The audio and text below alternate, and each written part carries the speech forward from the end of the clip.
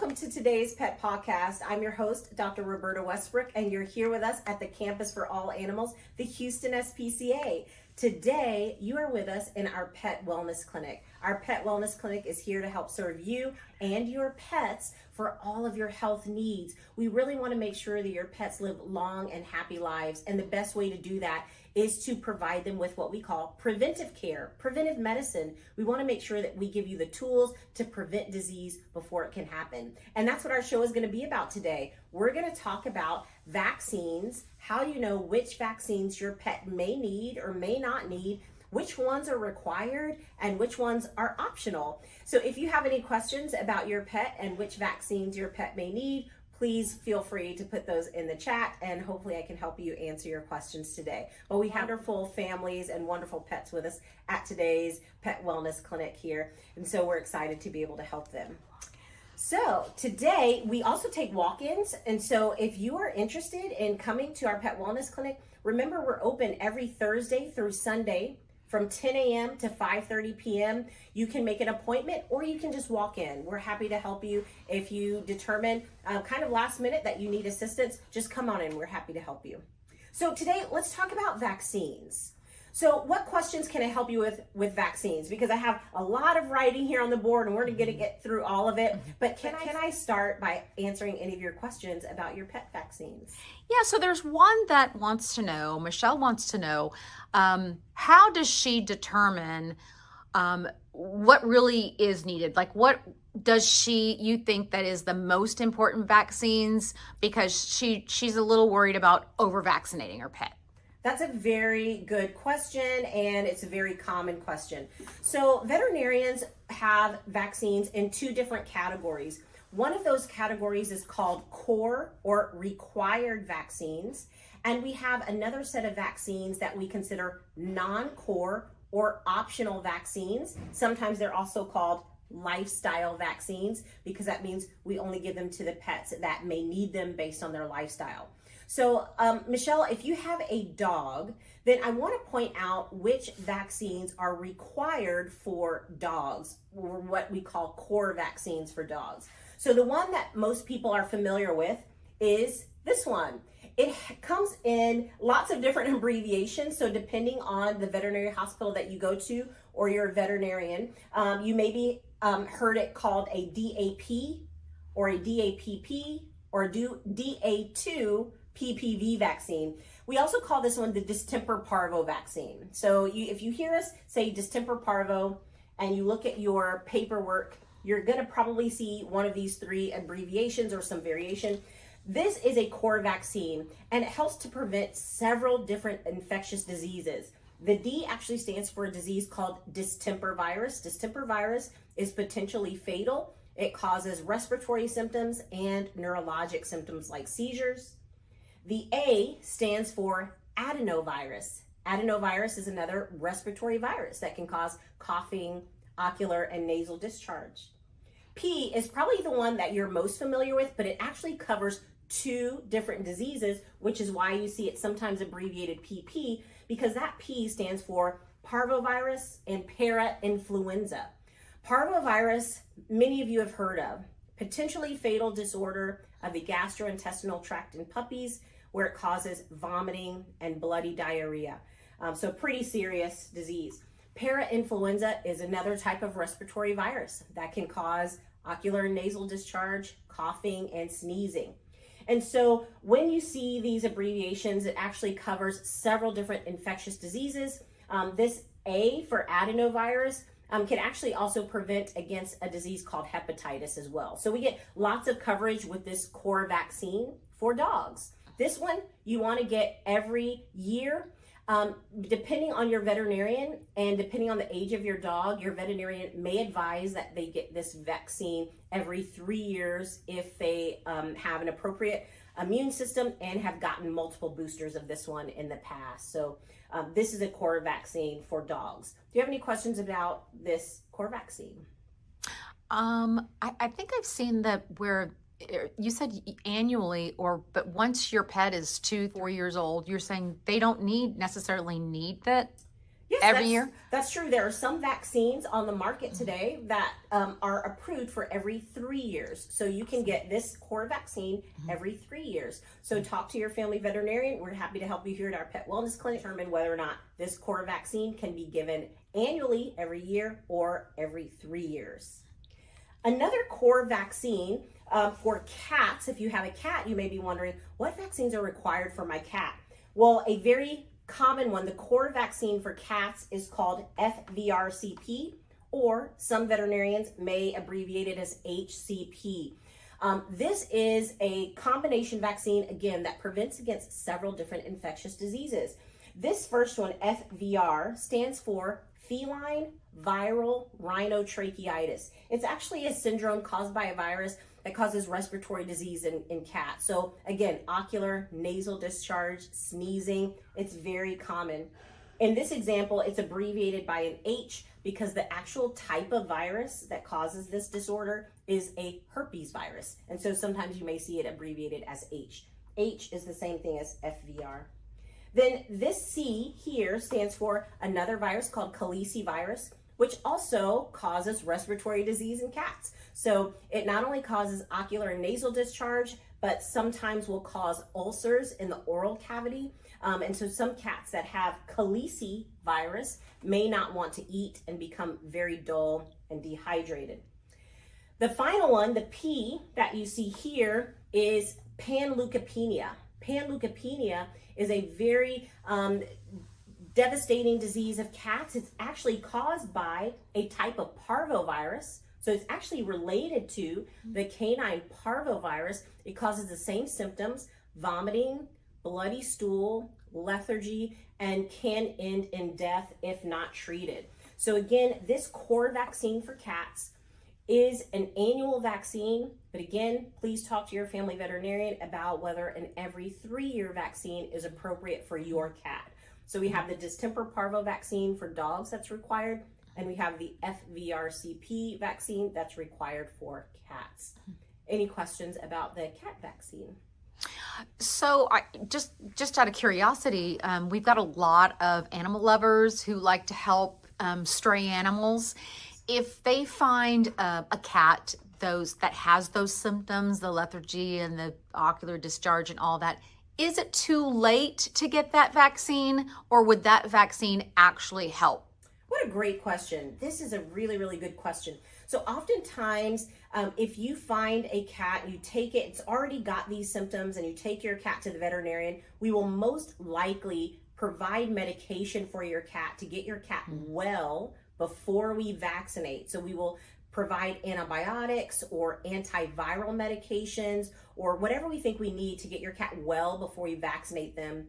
Sometimes in shelter environments where we have high numbers of animals, large numbers of animals, where there's still lots of disease, if a cat that comes to a shelter is suffering from FVR, feline viral rhinotracheitis, we still want to protect that cat from panleukopenia.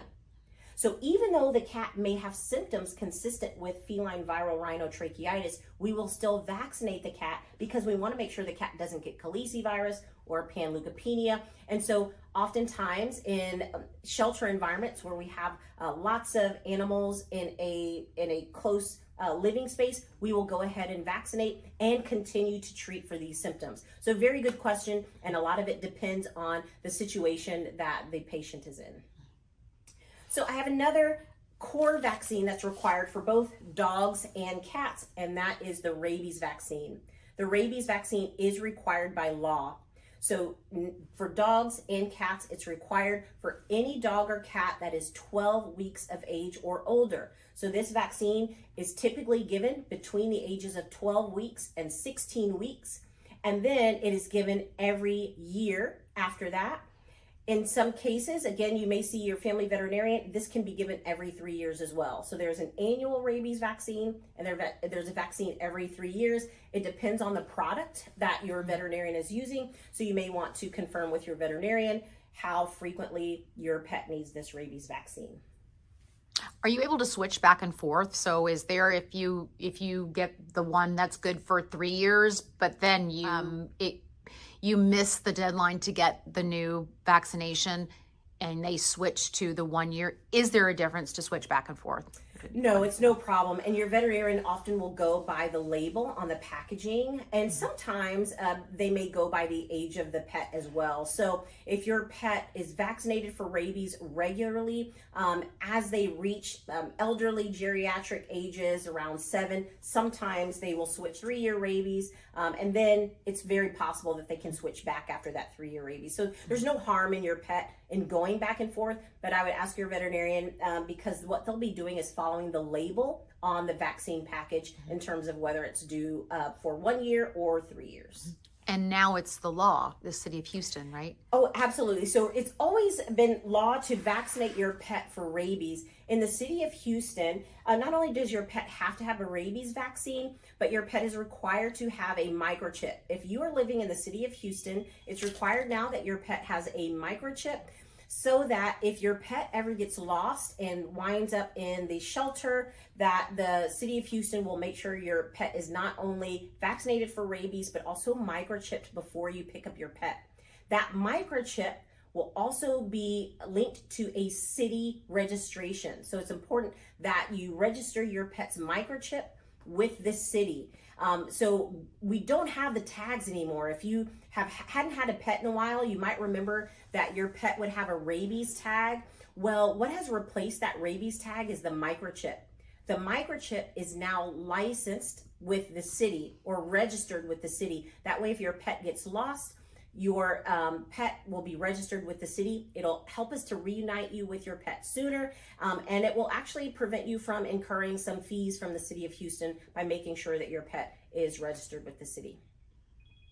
So there are other lifestyle vaccines. I do have a list here of vaccines that are optional, or what we call lifestyle vaccines. Your veterinarian will take a history of your lifestyle and your pet's lifestyle and help you to determine which of these vaccines is necessary for your pet. For example, the leptospirosis vaccine is a vaccine that can cause an infection or that can prevent an infection in both the liver and the kidneys. Leptospirosis is a disease that affects the liver and the kidneys. It's caused by a bacteria, and it's common in dogs that spend a lot of time outdoors, hunting, hiking, that have a lot of exposure to stagnant water. And so leptospirosis may not be appropriate for everyone. If your dog lives in an apartment and rarely goes outside other than going on walks, leptospirosis may not be required.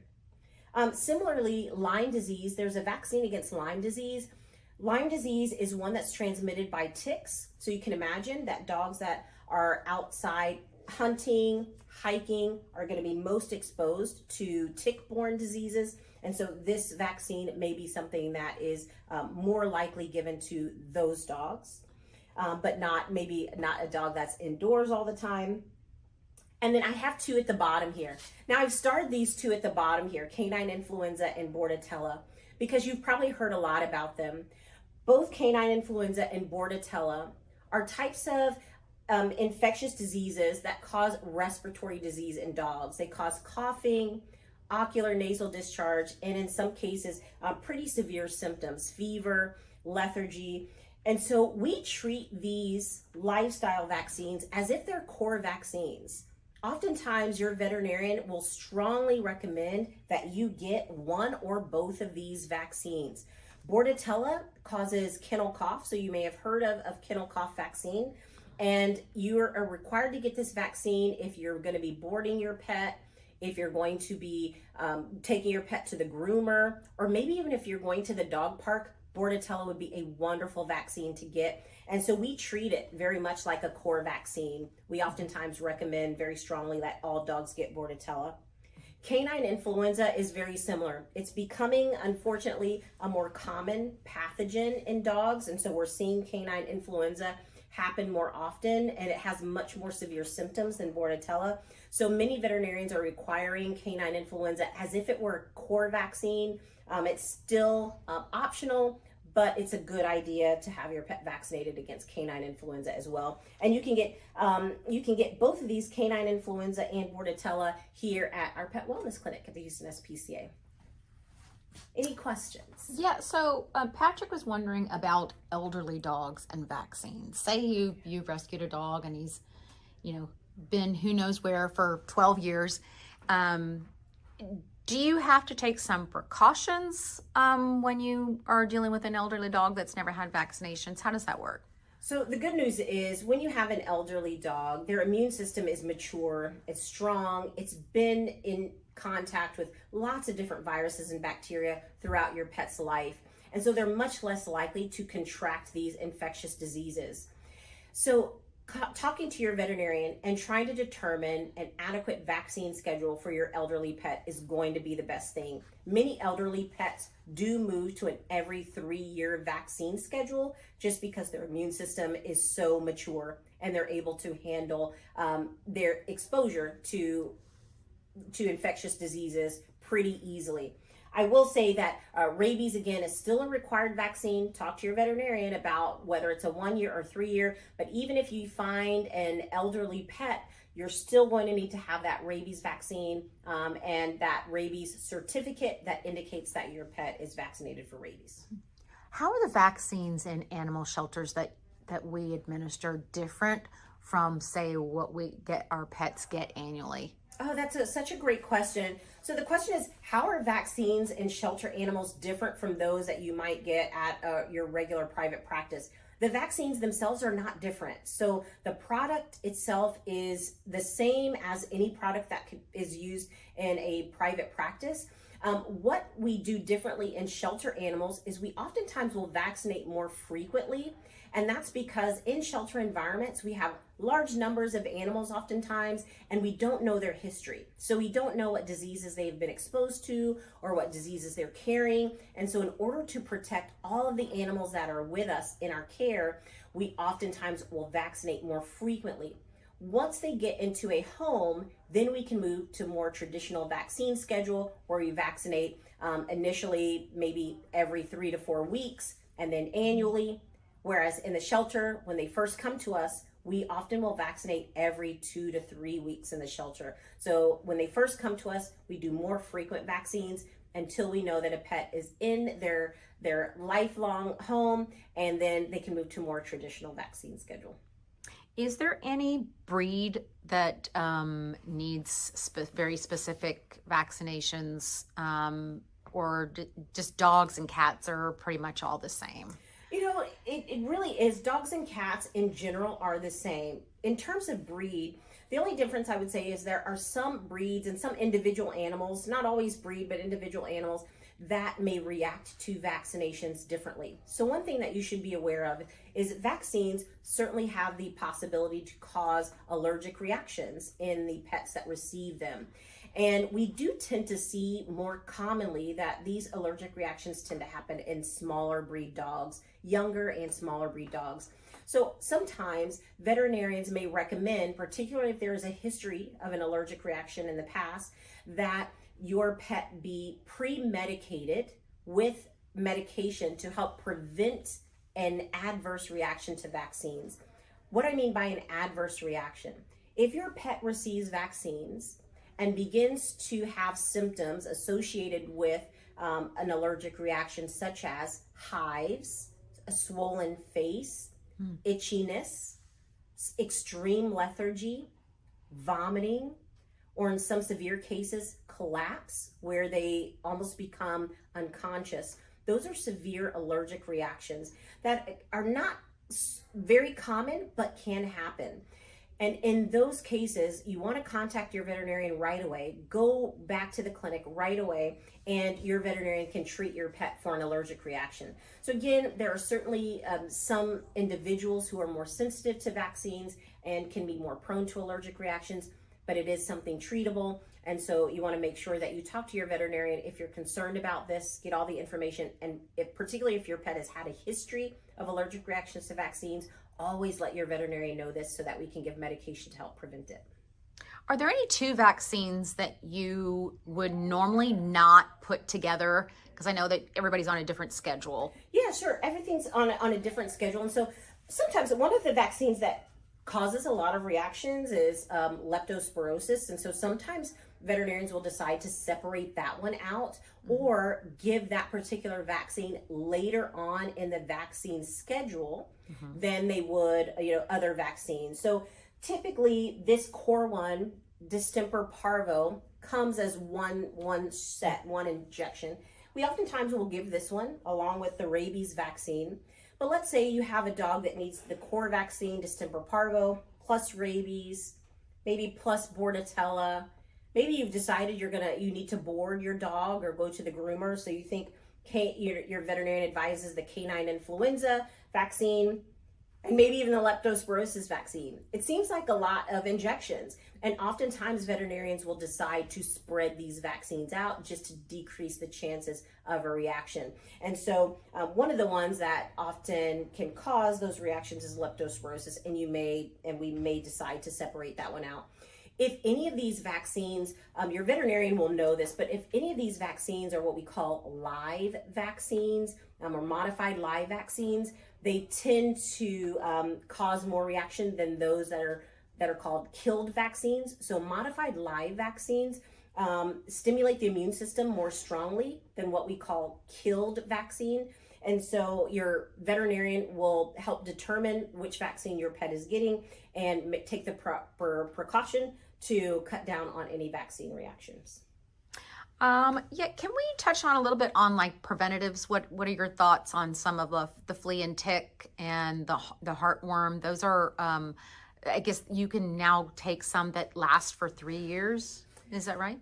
So for heartworm and flea and tick prevention, we usually give those. There are a couple of different options every month, or there are some that last for 3 months. So for example, some products that prevent fleas and ticks can be given only every 12 weeks or every 3 months.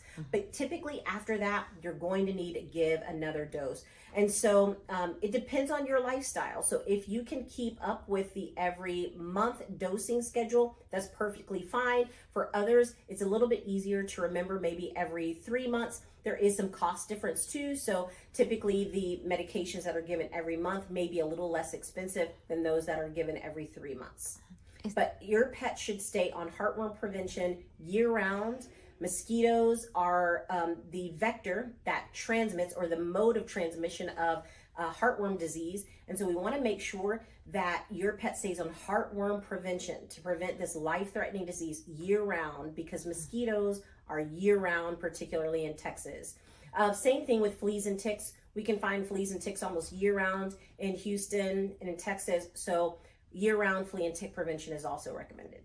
And what are your thoughts of, every time we get a major storm and all this water, if we do take our pets regularly to the veterinarian and they have what they need, should we still be cautious about standing water and all like the swarms of mosquitoes? Because it goes around, everybody thinks about it for themselves too. Yes.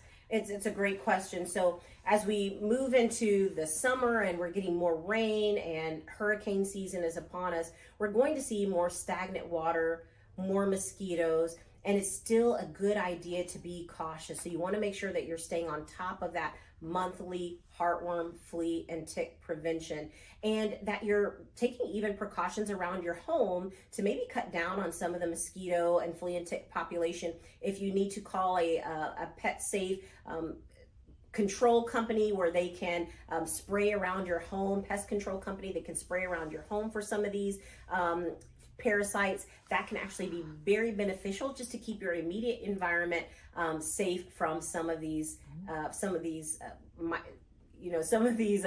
mosquitoes and fleas and ticks. Okay. And outside of bordetella, what do you recommend for not just grooming but boarding as well? Yeah, so oftentimes your boarding facility or your grooming facility will require the core vaccines, distemper parvo or FERCP. They will require rabies, and most of them will require bordetella. Canine influenza is one that is becoming more common in terms of a required vaccine for boarding and grooming. So you may want to call the particular facility where you're going to board or groom your pet and ask them what is required. But definitely it's going to be the core vaccines, distemper parvo or FERCP, rabies, bordetella, and sometimes canine influenza. So I know that's a lot of information about vaccines and your pet and preventive care, but if you have any questions, please contact us here at the Pet Wellness Clinic at the Houston SPCA. You can walk right on in Thursday through Sunday from 10 a.m. to 5:30 p.m. You can speak with our veterinary technicians and or our veterinarian about your pet's specific needs. We're happy to help you. We want to see you live long, healthy lives with your pets. So come on down to our facility. You can even come on down to our adoption center. We're open every day from 11 a.m. to 6 p.m. if you're interested in adopting a new pet. So we have dogs and cats and puppies and kittens and even rabbits and guinea pigs if you're interested in adopting a new pet for your family. We thank you for joining us every week at the Pet Pawcast. I'm your host, Dr. Roberta Westbrook, and we will see you next week.